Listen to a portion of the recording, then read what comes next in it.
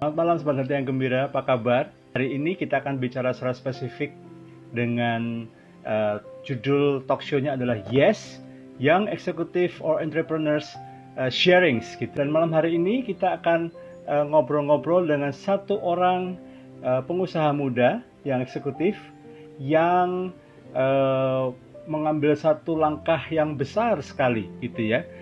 Istilahnya adalah comfort zone. Comfort zone, aka zona nyaman, itu adalah kondisi psikologis di mana segala sesuatu terasa akrab dan aman bagi seseorang, sehingga mereka nyaman untuk bisa mengendalikan lingkungan mereka, sehingga membuat mereka tuh mengalami tingkat kecemasan dan stres yang rendah. Enak semuanya, semua baik. Kalau di zona ini tingkat kinerjanya akan relatif stabil, karena semua tuh sudah dalam kendali gitu ya. Tapi pertanyaannya, apakah ini zona yang enak? Apakah kalau sudah di PW alias posisi wena, kita nggak perlu lagi bergerak? Udah cukup lah gitu ya. Katanya kan harus mencukupkan katanya. Ya, setuju nggak teman-teman? Semuanya harus mengucap syukur, udah segini-segini aja. Tapi tahu nggak teman-teman, bahwa ternyata ada 80% nih, buktinya nih gitu ya. Ada 80% ya penduduk di dunia yang cenderung lebih suka di comfort zone. Mau ngambil risiko terlalu tinggi-tinggi lah gitu ya. Cuman sekedar survive aja, main aman aja, yang gampang-gampang aja. Rata-rata aja lah, jangan terlalu tinggi-tinggi, jangan sampai terlalu menonjol. Lalu bagaimana dengan orang-orang yang mengambil langkah yang berani? Seperti rekan saya yang satu ini ya. Yang akan sharing nanti bagaimana jungkir baliknya, bagaimana suka dukanya meninggalkan zona nyaman, benar-benar posisi yang enak banget, itu posisi yang impian banyak orang, tetapi kemudian dengan mantap ya dia melangkah keluar dari zona nyaman dia untuk masuk ke learning zone ya. Ini zona aman, ini learning zone. Learning zone ini cuma 20% yang berani ke sini ya. Tetapi di situ adalah tempat di mana kita bisa mengalami endless atau limitless possibilities. Kita bisa mendapatkan banyak kesempatan, kita bisa meningkat kemampuan kita, skill kita bertambah. Mungkin kita baru tahu juga ternyata ada talenta-talenta yang kita nggak tahu selama ini. Bahkan mungkin ada hal-hal yang mungkin selama ini kita takut tapi kita berani lakukan. Nah, bagaimana rekan kita bisa coping, bisa mengatasi ini semuanya? Coba, mungkin dari teman-teman yang sudah join saat ini, mungkin Anda bisa taruh di kolom komennya gitu ya, bagaimana rasanya kalian ketika kalian melangkah keluar dari zona nyaman? Pernah nggak kalian ngalamin seperti itu? Malam Bro Eradi. Halo Pak Him, apa kabarnya? Baik. Wow, Bro, setiap kali saya ketemu Bro Eradi, setiap kali saya call Bro Eradi, you always look great, better and better, Bro. Oh, you're too kind. Terlalu baik nih Pak Him, terima kasih. Padahal baru kerja seharian ya Pak ya. Oh gitu ya. Dan saya suka, I like your new hairstyle. Oh, thank you. Spesial buat hati yang gembira. Oh gitu ya. Bro, we've been known each other, kita udah saling kenal udah berapa tahun terakhir ini gitu ya, dan saya amazed lah, saya belajar banyak lah dari Bro Eradi gitu ya, bagaimana seorang Bro Eradi yang sebetulnya sudah di posisi yang sangat enak, dia nggak bercerita gitu ya dengan singkat gitu ya, mungkin sebelum cerita soal living comfort zone-nya, mungkin sekarang ini Bro aktivitasnya apa, lalu kemudian beberapa followers kita mungkin dalam hatinya bertanya-tanya, aduh ganteng udah berkeluarga belum ya? Ya. Oke, selamat malam Sobat Hati yang Gembira. Terima kasih sudah mengizinkan saya untuk sedikit sharing malam hari ini. Tentunya juga terima kasih untuk Pak Him dan tim yang sudah mengundang saya. Perkenalkan, nama saya Eradi Chandra. Saya orang Jakarta, lahir di Jakarta. Saat ini saya sudah berkeluarga. Istri saya satu. Anak saya dua putri, cantik-cantik. Tapi saya senangnya karena saya tidak punya anak laki-laki, saya jadi paling ganteng di rumah. Sekarang Bro ini kerja atau do bisnis atau gimana? Saya saat ini bisnis, saya ada beberapa bisnis lain yang saya sedang rintis dan sedang kerjakan. Selain itu juga saya juga melakukan banyak pekerjaan volunteering, Pak. Oh, untuk oke. bantu banyak anak-anak muda, ya, Wah, keren. volunteering. Bahkan di saat-saat pandemi ini juga saya tetap melakukan banyak training dan counseling buat para dewasa muda dan para anak-anak muda saat ini, Pak. Wah, Gitu. keren gitu ya. Kerjaannya, bisnisnya nggak cuma satu, ada beberapa. Masih sempet juga untuk bangun keluarga, masih sempet juga untuk membangun mental, membangun kepribadian, karakter daripada anak-anak muda. Wow, luar biasa. Nah, eh, you talk about business gitu ya, kan ngembangin bisnis. Apakah ini bisnis yang memang dikembangkan sendiri dari nol? Atau kalau minggu lalu kan kita ngobrol-ngobrol, saya ngobrol-ngobrol dengan Bro Lius yang dia take over dari someone else gitu bisnisnya. Nah kalau bisnisnya Bro Eradi lagi tekunin ini gimana? Bangun dari nol atau gimana? Oh, saat ini saya mungkin Pak Him inget ya waktu mungkin tahun lalu kita pernah ketemu ngopi-ngopi, Pak. Iya, iya, iya. Mungkin saat itu keadaannya berbeda dengan yang sekarang. Tetapi Oke. untuk menjawab pertanyaannya Pak Him adalah benar, ini adalah bisnis-bisnis yang saya sedang rintis dari nol sendiri. Ada yang pace-nya cepat, ada yang pace-nya lambat. Tetapi ini bisnis sendiri dimulai dari nol, dimulai dari tekad. Wow. Dan bahkan nanti saya bisa ceritakan lebih lanjut lagi, hampir dimulai dari modal yang nol. Modalnya nol. Wow, ini Sobat hampir. Hati yang Gembira. Dengar baik-baik nih, modal bisa dikatakan nol gitu ya, tapi melangkah dengan luar biasa bisa bikin bisnis. Dan bisnisnya pasti berkembang gitu ya. Siapa bilang memulai bisnis harus punya modal besar gitu ya, Bro Eradi bisa membuktikan. But anyway, ini bisnis yang dari tadi Bro Eradi sudah bilang ya bahwa ini tahun lalu kita ketemu itu kondisinya sudah berbeda sekali. Artinya belum lama ini bisnis dimulai. Artinya bahwa ini bukan sesuatu yang dilakukan sejak kuliah ya Bro ya. Oh bukan, baru 8 bulan Pak Him. Baru 8 bulan. Saya tekuni. Ya. Wow. Oke. Nah, Bro Eradi ini lulusan dari sebuah kampus yang sangat baik lah gitu ya. Tapi bukan di dalam negeri, itu di luar negeri, di Australia ya Bro Eradi ya. Betul. Nah, betul Pak Him. Saya lulusan dari The University of New South Wales di Sydney. Salah satu kampus top 10 di Australia ya. Saya mengambil S1 di situ. Lalu selain di University of New South Wales, saya juga ambil S2 Pak Him.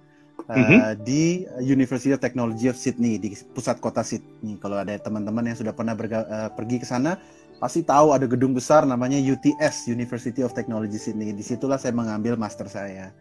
Nah, selain itu ada juga diploma-diploma lain yang saya ambil along the way.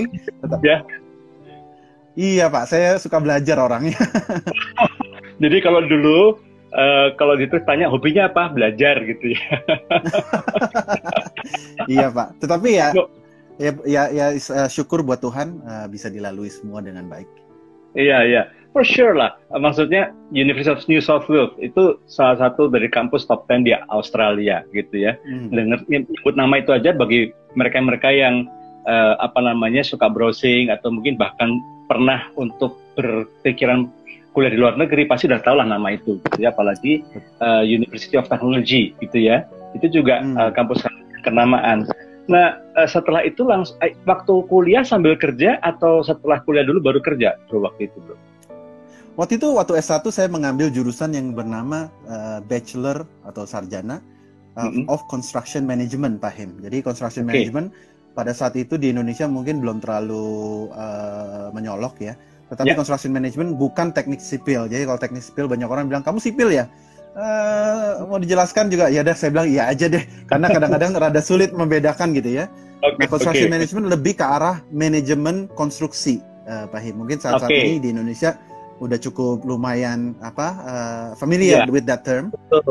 Di mana saya menjadi diajarkan untuk menjadi profesional yang tergerak di bidang manajemen sebuah proyek konstruksi. Gitu. Itu S1 saya. Dan S2 saya ambil Masters of Property Development. Jadi waktu itu saya punya cita-cita untuk bekerja sebagai property developer di Australia saat itu. Wah, catat Sobat Hati yang Gembira. Jadi memang impian awalnya adalah nggak akan balik ke Indonesia, ya kan? Sudah kuliah S1, kuliah S2 di sana, sudah belajar ilmu-ilmu yang sepertinya cocok untuk kerja di sana. Bahkan tadi Bro Eradi sudah mengatakan bahwa sudah ya kayaknya udah bangun karir di sini gitu ya. Wah luar biasa sekali. itu that was your comfort zone, right, bro? That was exactly my comfort zone. Jadi waktu saya kuliah S1 pun, buat teman-teman yang pernah mengalami atau pernah ikut mengalami Asian Crisis tahun 98, tahun 2002, saya ikut dalam gelombang itu pada saat saya kuliah. Jadi Fahim bisa bayangkan sedikit. Jadi waktu S1 itu orang tua saya hanya bisa membiayakan kalau nggak salah 1 atau 2 tahun pertama. Setelah itu saya harus bekerja sendiri pada saat itu. Jadi untuk pertanyaan sebelumnya, apakah saya kuliah sambil kerja? The answer is yes, I did. Saya bekerja pertama-tama saya bekerja di bank. Kerjaan saya hanya data entry kerjaan saya. Lalu tingkat keempat itu saya mengambil again living my comfort zone, yaitu kuliah full time dan kerja full time, Pak Him. Waktu itu. Oke. Wait. Kuliah full time, kerja full time. So, bisa share sedikit nggak? Kok bisa menjalani dua-duanya?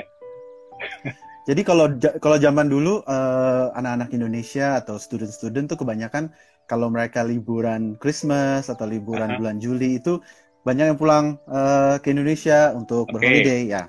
God bless them lah ya, itu pilihan mereka. Tapi pada saat itu karena memang saya tidak begitu suka Indonesia dan saya memang punya rencana di Australia, jadi saya suka mengambil summer course. Gitu. Jadi pada tahun terakhir saya sudah punya bayangan bahwa tahun terakhir saya harus bekerja. Karena apa? Karena saya mau nanti pas saya lulus saya sudah ada pengalaman kerja di CV. Itu sangat penting. Good point. Betul. Kenapa? Karena saya belajar dan saya melihat banyak sekali orang-orang Indonesia di luar negeri dengan degree masters, dengan degree masters 2 itu kerjanya di supermarket. Karena mereka tidak punya, that's true. Seriously? Absolutely true. Kuliah capek-capek sampai S2, terus kerjanya beresin troli gitu ya, ngatain packing. Wow. Wow. Satu, karena mereka tidak punya bahasa Inggris yang baik. Kedua, karena mereka overqualified. Fahim. Karena mereka overqualified with no experience. Nah, jadi itu dia. Overqualified itu susah ya. Ya, jadi kalau misalnya saya sebagai pengusaha sekarang saya bisa flashback, saya bisa bayangkan, ya juga.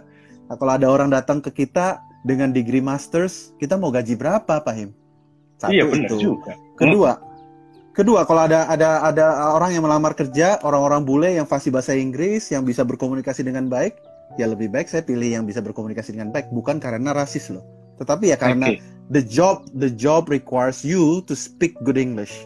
Gitu. Mantap. So you managed to go through all of that, gitu ya. Lalu kemudian setelah kemudian go ahead. Ya, jadi waktu tahun terakhir karena saya sudah mengambil cicil-cicil course itu, jadi tahun terakhir saya full time, nggak terlalu banyak pelajarannya. Jadi everything is already calculated. Saya kerja 5 hari, termasuk hari Sabtu, di mana banyak orang, anak-anak Indonesia berfoya-foya hari Sabtu, saya kerja. Setelah kerja, biasanya saya langsung masuk ke perpustakaan, saya belajar, saya bikin tugas. Hari Minggu saya volunteer. Sobat Hati yang Gembira, dengar baik-baik nih. No wonder. Nggak heran Bro Eradi ini bisa dikatakan adalah pendatang, bukan native orang Australia. Ya, tetapi karena mau keluar dari zona nyaman di saat mahasiswa yang lain cuma sekedar kuliah terus bikin tugas atau cuma hangout, tapi Bro Eradi sudah mulai kerja. Kita bahkan di masa-masa yang lain libur, Bro Eradi sudah bayar harga ya untuk kerja, jungkir balik semuanya. Nggak heran gitu ya, nggak heran karena sudah punya kualitas seperti itu, sudah pasti untuk mencari pekerjaan bukanlah hal yang sulit buat Bro Eradi. Am I right? Jadi waktu saya mendapat pekerjaan di tahun keempat saya kuliah, setelah saya kuliah bosnya tinggal, kamu udah sekarang udah sarjana, udah tinggal dinaikkan gajinya, Pak Him. Karena itu memang saya punya rencana. Saya bahkan pernah kerja sebagai kuli bangunan, Pak Him.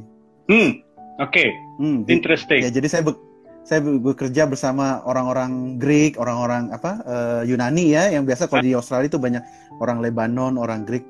Jadi saya bekerja tuh, bersihin proyek-proyek konstruksi sampai kotor. Tapi it all pays off at the end. Buat teman-teman yang lain, teman-teman saya yang lain yang foya-foya, mereka tidak bisa dapat pekerjaan. Sedangkan saya, tanpa saya harus berusaha banyak, saya bisa mendapat pekerjaan dengan baik. Dan sudah pasti bos akan kasih kepercayaan lebih ya, karena sudah teruji selama sekian tahun ya, teruji integritasnya, teruji disiplinnya, sehingga mau kasih tanggung jawab lebih besar. Of course, kalau tanggung jawab lebih besar, udah pasti income lebih besar juga. Itu bukan hal yang sulit. For sure. Wow. For sure. Yeah. Wow. Thank you. Keren. Nah, tadi saya dapat tuh beberapa itu, gitu ya, beberapa poin gitu ya. Ada prinsip, ada nilai yang Bro Eri dapat selama di luar negeri, gitu ya, hard work, gitu ya, keep on learning, gitu ya. Lalu apalagi Bro, beberapa nilai-nilai yang lain yang Bro bisa catch up selama di Aussie waktu itu sambil kerja juga sambil kuliah. Yang saya bisa lihat perbedaan antara orang-orang yang maksudnya bukan merendahkan orang yang lulus di Indonesia, tetapi yang saya pelajari di luar negeri adalah kita diajarkan untuk berpikir outside the box. Gitu. Jadi kuliah di sana kebanyakan adalah teorinya sedikit, kita disuruh explore. Makanya tadi saya bilang setiap saya pulang kerja biasanya saya ke perpustakaan. Kenapa? Karena saya harus baca buku sendiri. I see. Gitu. Jadi itu that shape my thinking. Jadi biasanya kalau saya bisa flashback Pak, setelah saya selesai S1, S2 dan ada diploma juga, saya berpikir mungkin saya rada-rada lupa ya pelajarannya. Tetapi yang tidak bisa saya lupakan adalah cara berpikirnya itu. Cara berpikir think outside the box. Saya ingat sekali pelajaran di kuliah waktu saya S1 semester terakhir. Saya ingat saya punya satu dosen yang sangat amat boring. Kalau ngajar tuh boring luar biasa. Dan sering kali kita males gitu ya. Kalau zaman sekarang anak-anak kuliah mungkin bisa main HP. Pada zaman dulu tidak bisa main HP. Iya. Oke. Jadi harus dengerin dia. Jadi tapi saya ya, tapi saya selalu ingat statement dia paling akhir di kelas paling akhir itu yang saya bisa pelajari. Dia bilang begini, karena saya itu kuliah sebagai construction management di construction management. Dia bilang, students kalau kalian mau menjadi seorang project manager, yaitu saya project manager, construction manager, start thinking like a project manager now. Keren.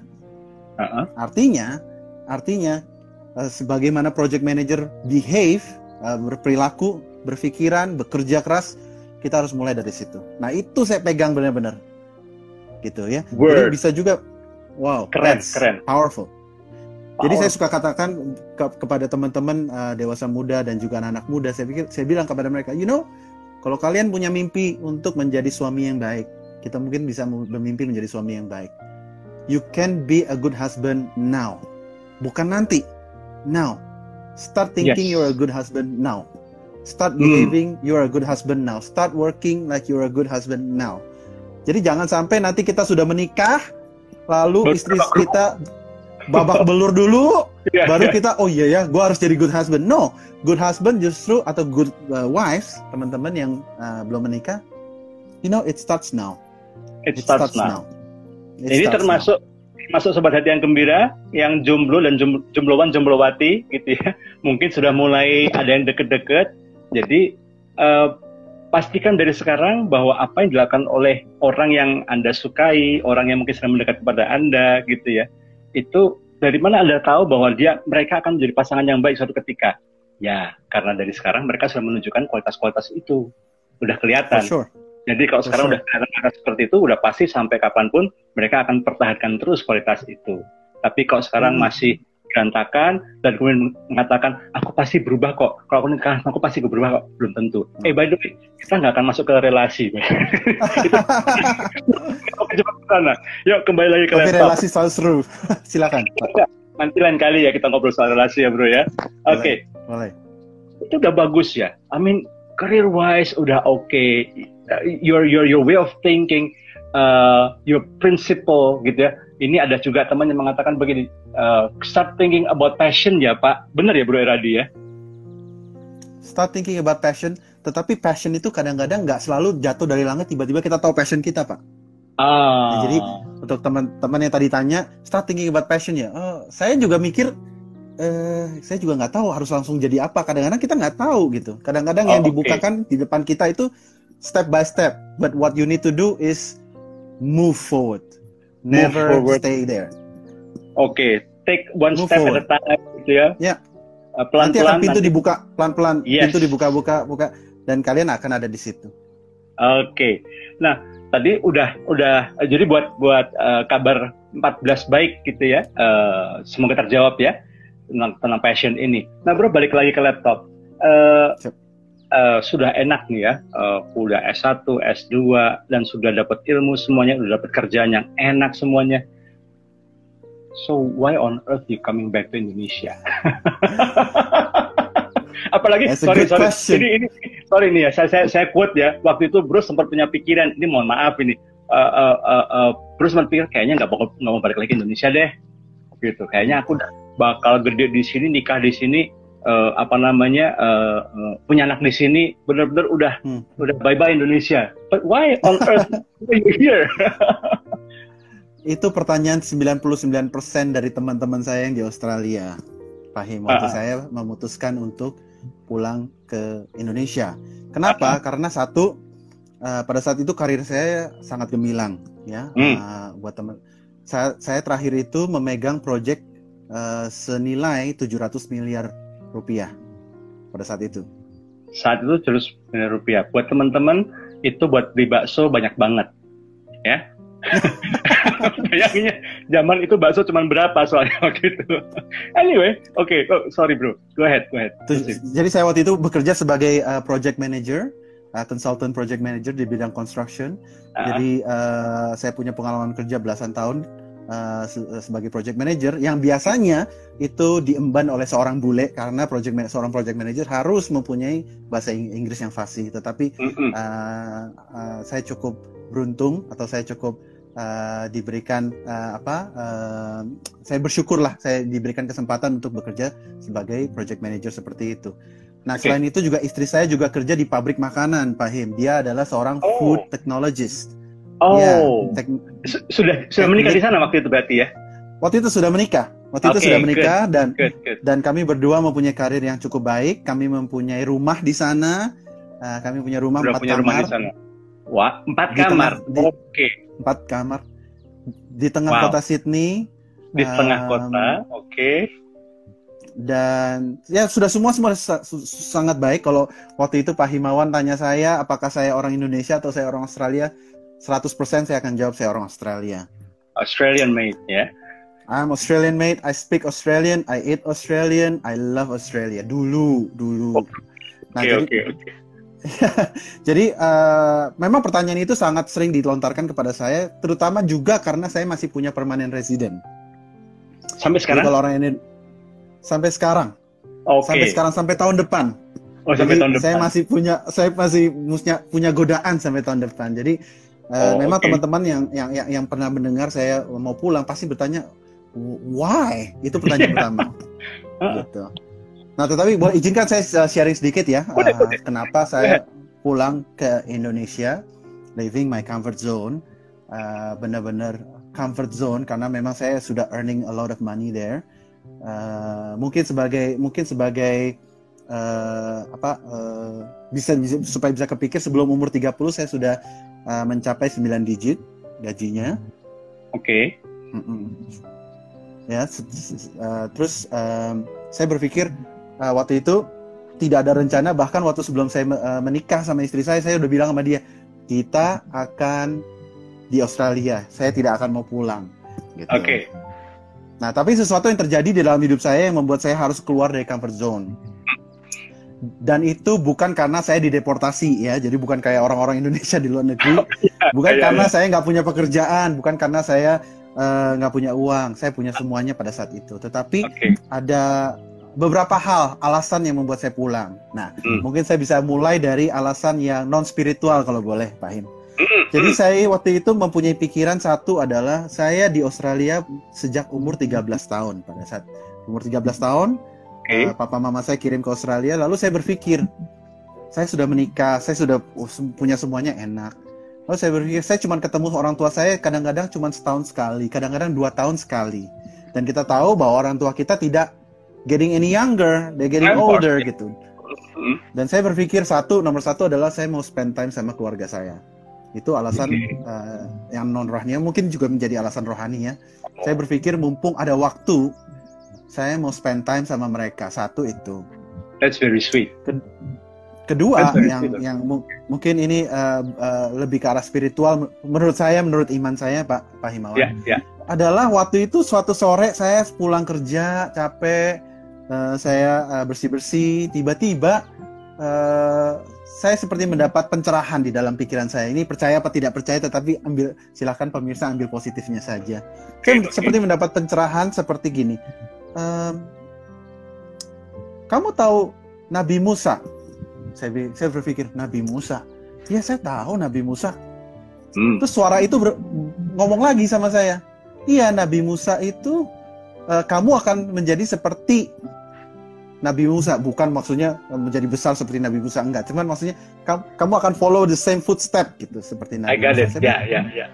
Apa maksudnya Nabi Musa sama saya? Saya mah bukan orang apa-apa. Saya udah oke lah. Terus ada satu kalimat di dalam benak saya sebagai pencerahannya, itu begini. Nabi Musa itu dididik di Mesir, diperlengkapi di Mesir, tetapi Tuhan pakai dia untuk menolong bangsanya sendiri. Nah, pada saat itu keringat mulai menetes di dahi saya. Tes. Belum air mata, masih keringat itu ya? Keringat netes, dia pikir, aduh, jangan-jangan saya harus pulang ke Indonesia. Kenapa? Karena saya dari kecil ada di Australia, dibesarkan di Australia, educated di Australia, mempunyai pengalaman di Australia, mempunyai nilai-nilai di Australia. Terus Tuhan bilang, membandingkan saya dengan cerita Nabi Musa bahwa dia dipakai Tuhan untuk menolong bangsanya sendiri. Lalu saya berpikir, jangan-jangan saya ini disuruh pulang ke Indonesia. Lalu saya diam.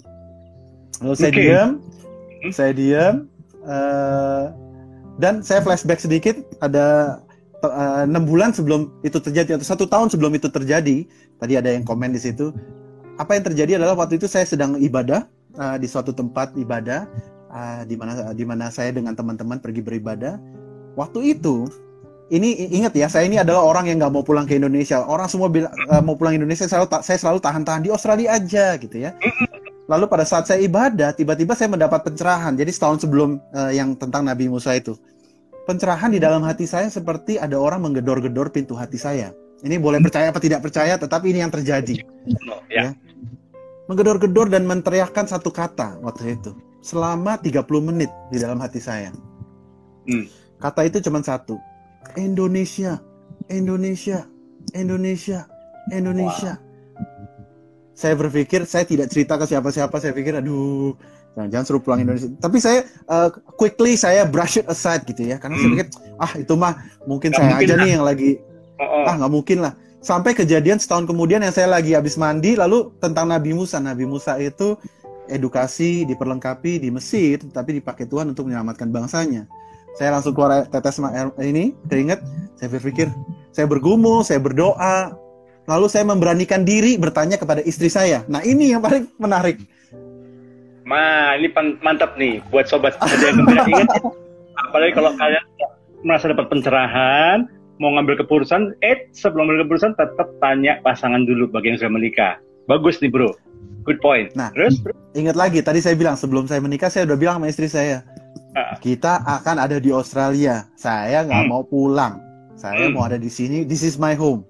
Lalu saya tanya dia, istri saya namanya Evi.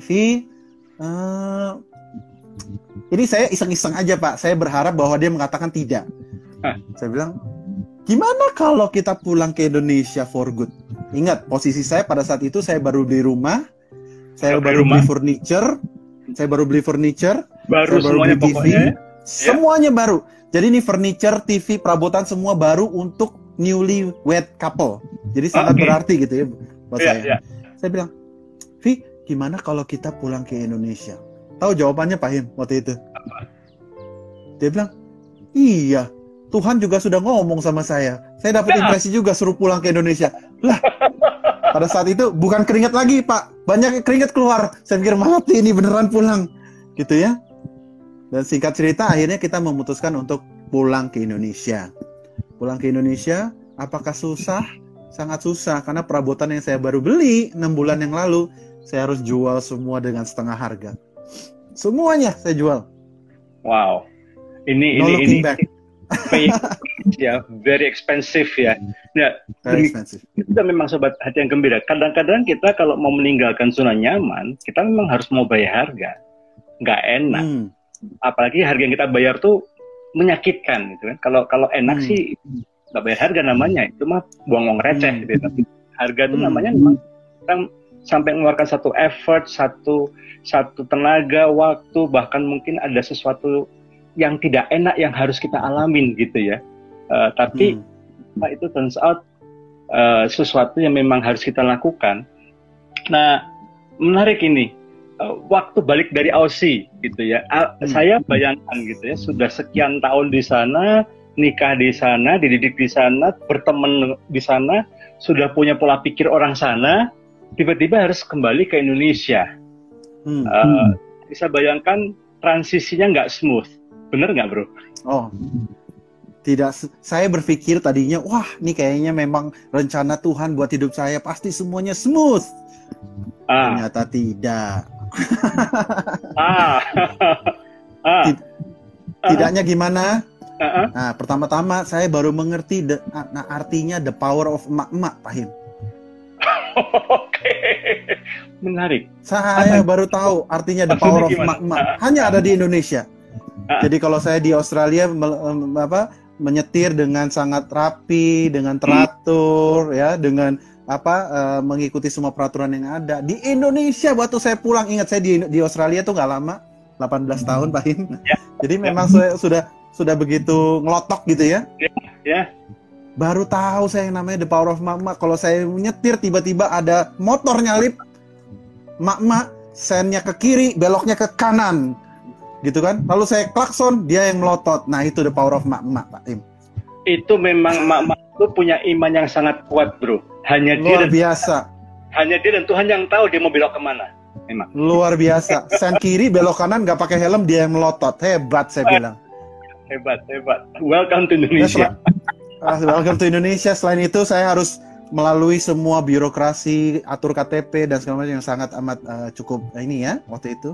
Selain itu, kami berdua karena kami sudah menikah, mungkin orang-orang yang menikah itu lebih sulit dibandingkan orang anak muda yang untuk bergaul gitu ya. Karena anak muda masih free, banyak waktu, bergaul gampang. Kalau orang menikah, mungkin teman-teman kita yang udah menikah, mereka udah ada keluarga masing-masing, dan kita tahu demand waktu untuk keluarga kan cukup banyak. Jadi waktu itu mungkin 2 tahun bagi kita transisi yang cukup susah untuk mempunyai teman.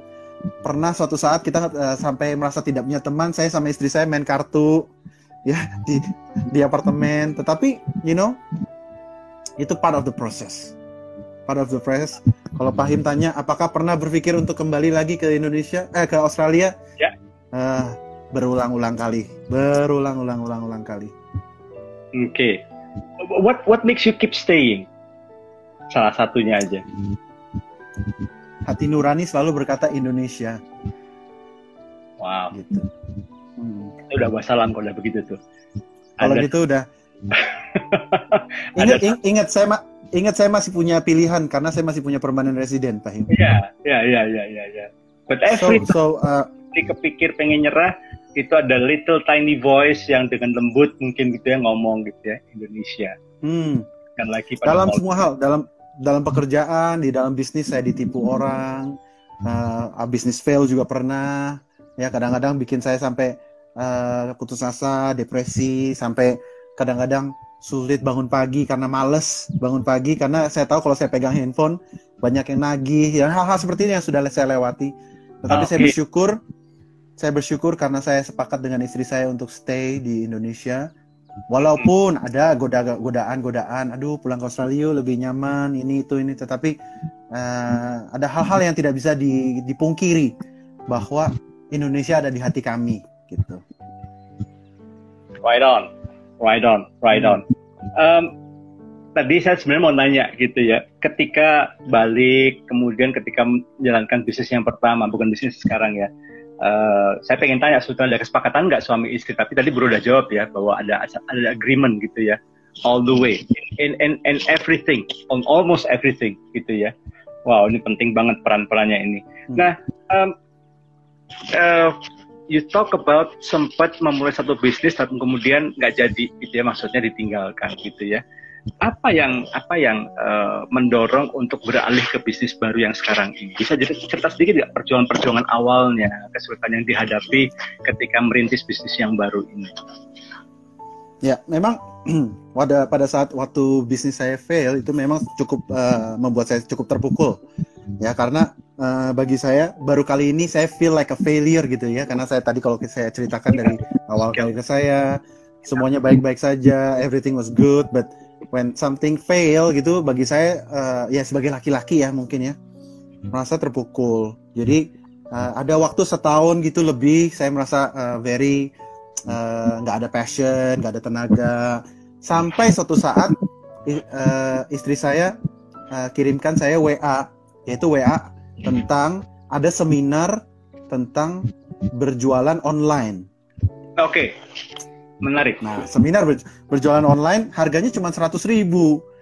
Dia pikir, nih jualan online 100.000. Saya berpikir ini keangkuhan saya. Kalau boleh saya share ya. Keangkuhan saya pada waktu itu adalah, aduh, bisnis saya sebelumnya itu sekali transaksi ber-MM. Bahkan 5-6 M sekali transaksi. Ya, bisnis online kan orang bilang untungnya kadang 5.000, 10.000 gitu. Ini saya punya keangkuhan gitu, tapi saya bersyukur saya melangkah.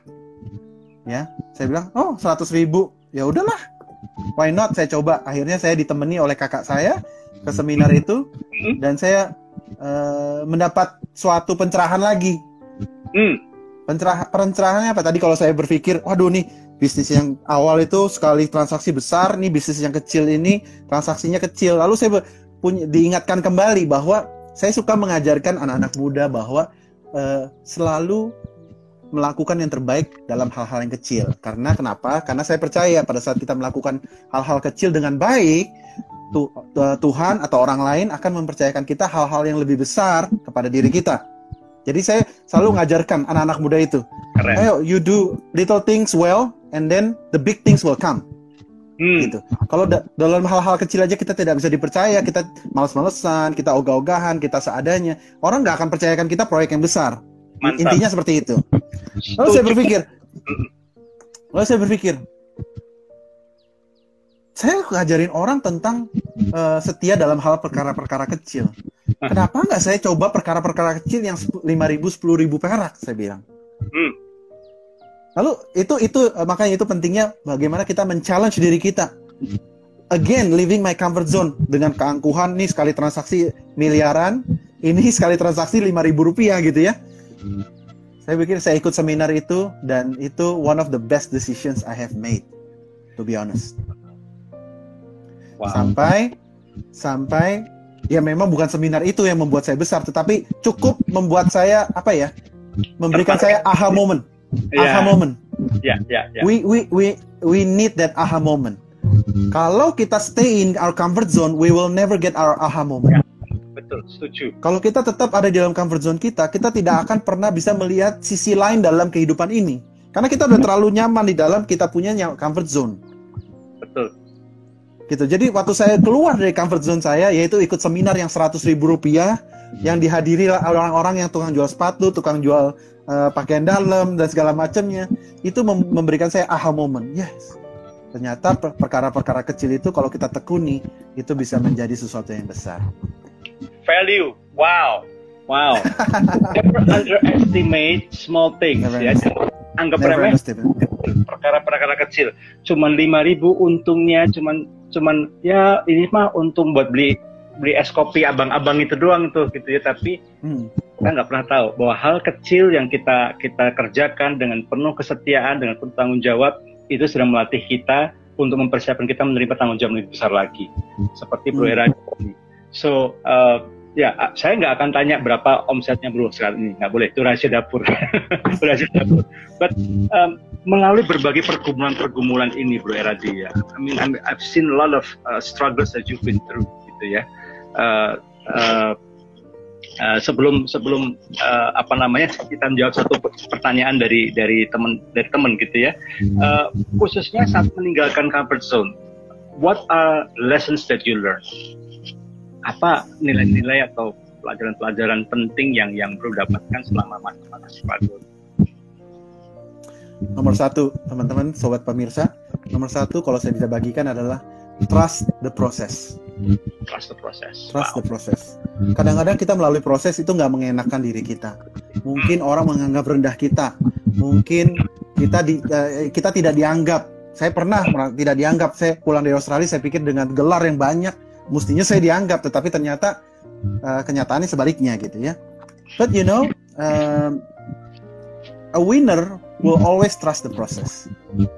Seorang pemenang akan selalu percaya dengan prosesnya. Karena apa? Karena hanya melalui proses itulah, proses keluar dari comfort zone ya tentunya ya. Bukan proses yang karena kesalahan kita terus kita melalui. No, it's different. Jangan samakan gitu ya. Tapi maksudnya proses dalam mempekerjakan sesuatu yang baru, memperbesar kapasitas kita. Trust that process. Okay. Kenapa? Karena tidak ada satu proses pun yang akan sia-sia di dalam hidup kita. Agree. Contohnya saya bisa mungkin saya bisa tantang sobat pemirsa ya. Kalau kita bikin graf dalam hidup kita dari kita umur 0 sampai kita saat ini. Lalu kita bikin graf level kebahagiaan dalam hidup kita. Misalnya contoh, kalau saya bikin graf dalam hidup saya yaitu tahun 97-98 Asian Crisis, kita kembali lagi ke Asian Crisis. Waktu itu orang tua saya tidak bisa memberikan saya menafkahi saya, tidak bisa membiayai saya punya kuliah. Itu salah satu momen yang paling rendah di dalam hidup saya ya. Mungkin teman-teman juga setuju. Tetapi setelah itu, momen itu akan naik. Perhatikan. Setiap kali setelah kita turun mengalami yang namanya krisis, perhatikan. Tahun-tahun berikutnya kita akan melihat diri kita yang berbeda. Wow. You can prove it yourself. Yes. Kenapa? Kita akan menjadi pribadi yang lebih cekatan, yang lebih skillful, lebih tahan banting, lebih patient, lebih sabar, lebih pintar. Kenapa? Karena krisis itulah yang mendorong kita untuk menjadi pribadi yang lebih baik lagi. Krisis itu kayak mengeluarkan hal-hal baik yang selama tersembunyi mungkin bro ya dari bahkan kita tidak tahu itu ada di situ. Yeah, exactly. Wah, keren tuh. Talking about that, saya berpikir dulu tuh saya bukan orang yang bisa jualan. Saya adalah orang yang di back office, manage things, making sure everything is going well. Saya bukan salesman. Tetapi ternyata karena ada krisis tahun terakhir ini, ternyata saya bisa jualan.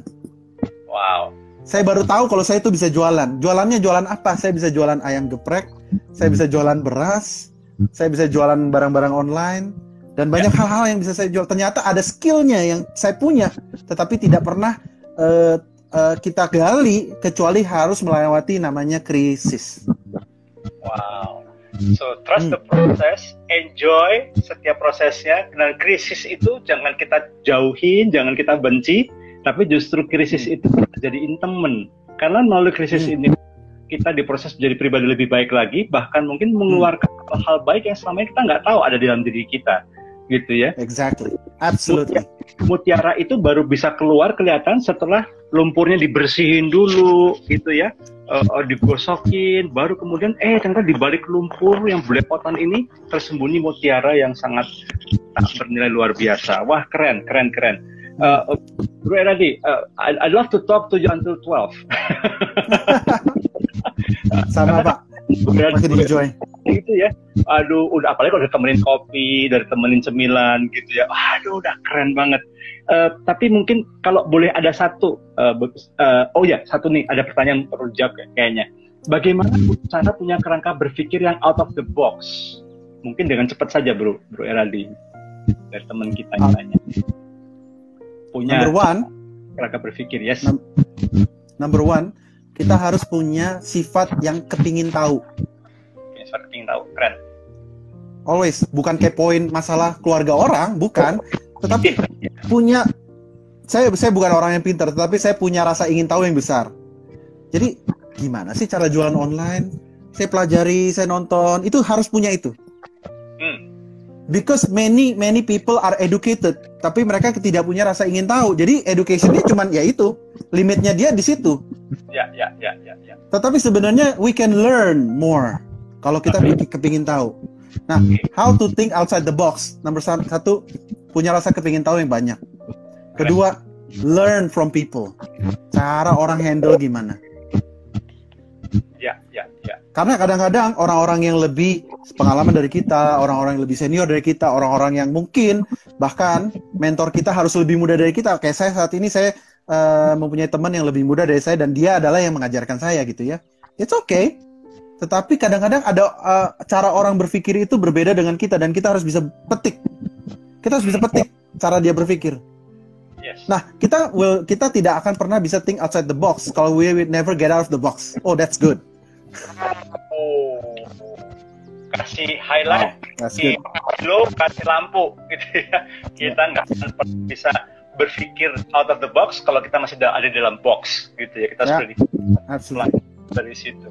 Wow, Bro Eradi, thank you so much, gitu ya. Nggak kerasa kita sudah bincang-bincang udah 40 menit lebih, gitu. Tapi saya yakin, it's okay. Saya yakin semua happy. Karena semua happy, semua dapat berkat. So, Sobat Hati yang Gembira, ingat baik-baik ya. Jangan pernah alergi dengan proses. Trust the process, gitu ya. Embrace Christ, nikmati itu, jangan jauhi itu. Belajar untuk setia, ya. Sekecil apapun sepertinya di mata manusia ya, apa yang teman-teman lakukan saat ini. Tapi itu yakinlah, itu adalah sebuah proses. Tuhan lagi tes orang-orang sekitarmu, termasuk calon-calon atasanmu lagi tes. Ini kalau dikasih kerjaan, ini dikerjain sungguh-sungguh nggak? If you do it well, as if itu kerjaan proyek besar, orang akan melihat, wow, ini orang memang excellent, memang punya sifat yang excellent. Mau kerja kecil, gede, pasti akan hasilkan bagus. Karena dia sudah punya untuk mengerjakan segala sesuatu dengan excellent, gitu ya. Dan selalu belajar, continuous learning ya, belajar terus, belajar terus, jangan pernah puas gitu ya. Dan jangan pernah mau bertahan di zona nyaman. Memang zona nyaman tuh enak, nggak banyak risiko, but you will never grow. There's no grow in this zone. No. Gitu. The only way to grow, saya tahu ada statement dikatakan, the only way to grow adalah teman-teman, adalah untuk kita keluar dari comfort zone, mengambil resiko, gagal, bangkit lagi, coba lagi. That's the only way. Keren. And that's the closing from Bro Eradi. Luar biasa, gitu ya. Jangan pernah menyerah, terus mencoba. Thank you so much Bro Eradi. Thank you for inviting, gitu ya, untuk ngobrol-ngobrol dengan kita. Dan saya yakin teman-teman yang menikmati IG Live saat ini semuanya akan belajar banyak. Dan sudah pasti setelah ini kita akan upload juga ke YouTube dan juga ke channel IGTV daripada Hati yang Gembira. So stay tune teman-teman. Again, thank you Bro Eradi. Okay. Thank you. Oke, buat teman-teman semuanya, see you. God bless you.